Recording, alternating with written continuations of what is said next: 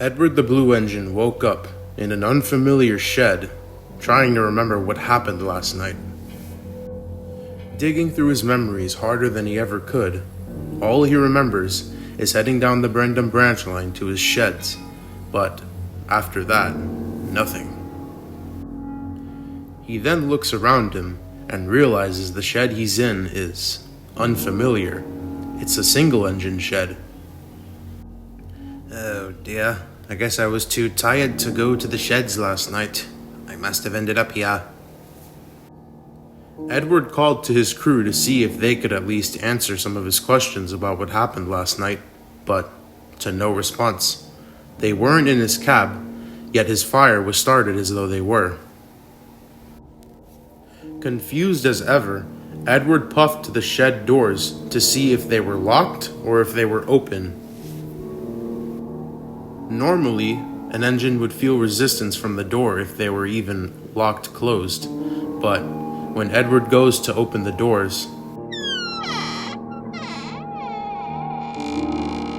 he pushes the doors open with very slight ease, as though they were made of plastic rather than metal or wood.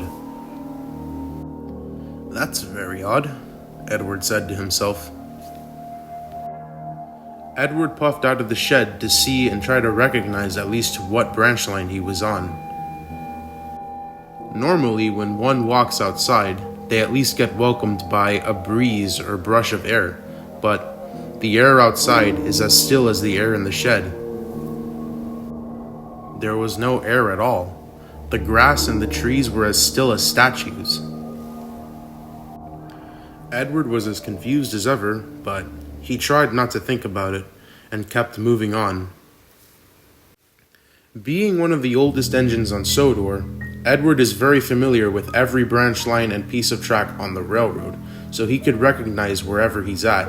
But this section of track that he is puffing down is unfamiliar. He couldn't think of any branch line or piece of track on the railway that even had one section of track and was surrounded by nothing but what seemed to be the same pine trees over and over again. Edward was starting to feel very disturbed, until finally something caught his eye, something other than trees. Further down the line, he saw a siding that had 3 red coaches shunted inside of it. This was unusual. Normally, coaches would be shunted in a shunting yard underneath some sheds so that they stay out of the elements, but these ones were just left on a siding.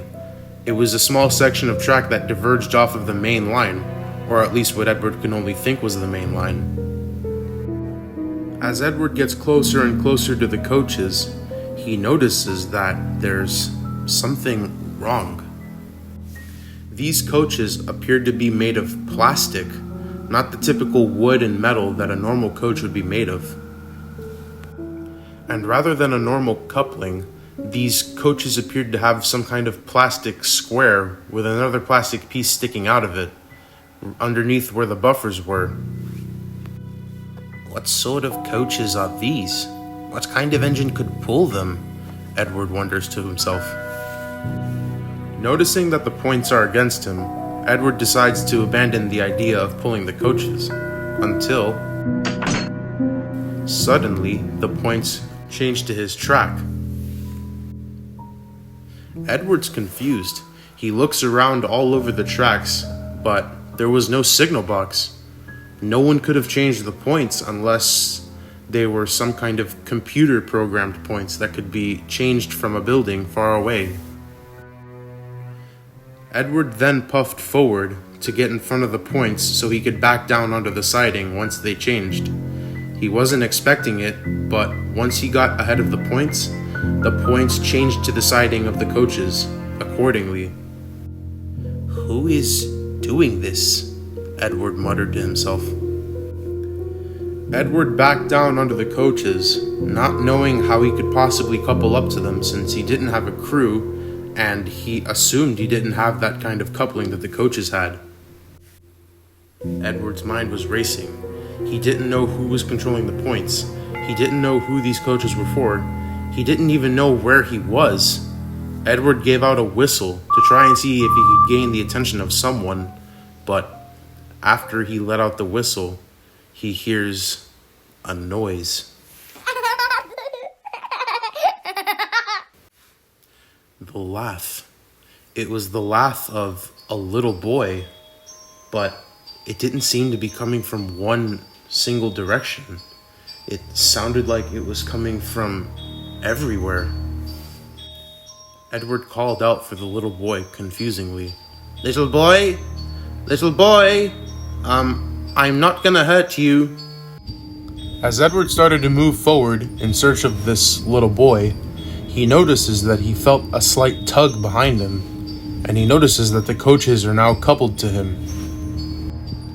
That's impossible, unless he had the same coupling as the coaches. Edward couldn't see behind him, but he didn't want to question it any further. Edward pulls the coaches down the line, and as he's doing it, he notices that everything's off. First of all was the wind, but there was no natural sounds. No birds, no breeze, nothing. Not even the chirp of a cricket. It was completely dead silent. As he's consumed by these thoughts, Edward notices a tree branch sticking out in front of the line. This isn't very uncommon, and Edward just decides to let the tree brush him in the face, but as he's about to hit the tree, when the tree hits him, the branch doesn't just brush over his smoke box. In fact, he managed to somehow push the entire tree off the floor. The tree tipped over, but it didn't make a thud or crack. It just made a slight thump noise, and that was it. Once again, Edward was super confused, but as he looks at the tree, he notices that it's not even a real tree. It wasn't even rooted into the ground. The bottom was completely flat, as though it were placed there, and the slight thud that it gave off an impression that it was made of styrofoam or plastic. Edward is very disturbed by this, and he starts puffing faster and faster. Edward was starting to panic, but as he kept on panicking, he started remembering more of the previous night. He remembers that he was on his own heading towards his sheds until he crashed.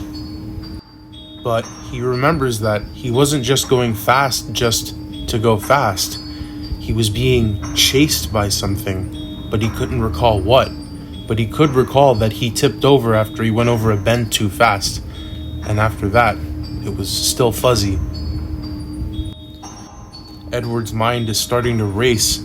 He feels a headache coming on until a reassuring shape in the distance reassures him. It's the shape of a station, and from what he can see, it appears to have people waving towards him. Edward smiles. He gives off a cheerful whistle, reassured that he's not in a weird place. There's people right there at the station. Edward closed his eyes and calmly reassured to himself that everything was okay. He was just lost. But as he got closer to the station, he made a shocking discovery and fights the urge to look away from the people on the station. Those people, they were fake. They weren't normal people. In fact, they weren't people at all. They were figures or sculptures made out of wood. Their fake wooden limbs and arms, all positioned in what appeared to be a waving position. All 6 of the people on the platform appeared to be waving. As Edward got closer, he could see more. Their clothes, they appeared to be painted onto the figurines, and their faces appeared to be painted as well. But lastly, the part that chilled Edward to his boiler, they were all tacked into the station platform. They appeared to all be stuck into the station by what appeared to be a big glob of sticky tack underneath all of their feet. Edward's struggling to process it all in. He's trying to wonder who would do this until he's cut off by a sound. A very familiar sound. The little boy's laughter, once again coming from all directions. Edward loses it. He puffs down the main line as fast as he could, not caring what the speed limit was. He just wanted to get out of whatever railroad or branch line he was in. He's so lost that he doesn't even see the bend coming up. Edward tried to apply his brakes, but it was too late. Edward derailed around the corner and laid on his side. When Edward laid on his side, he started to cry, not from the pain of the crash, but from the confusion. Where was he? Who was doing all this? Why was he here? But then all of these thoughts were cut short by the once again familiar sound. The laughter. It's back again. Who is it coming from? Is there a boy somewhere who's observing everything Edward's doing? Edward starts shouting to see if anyone could help him. Someone please, give me a hand. I'm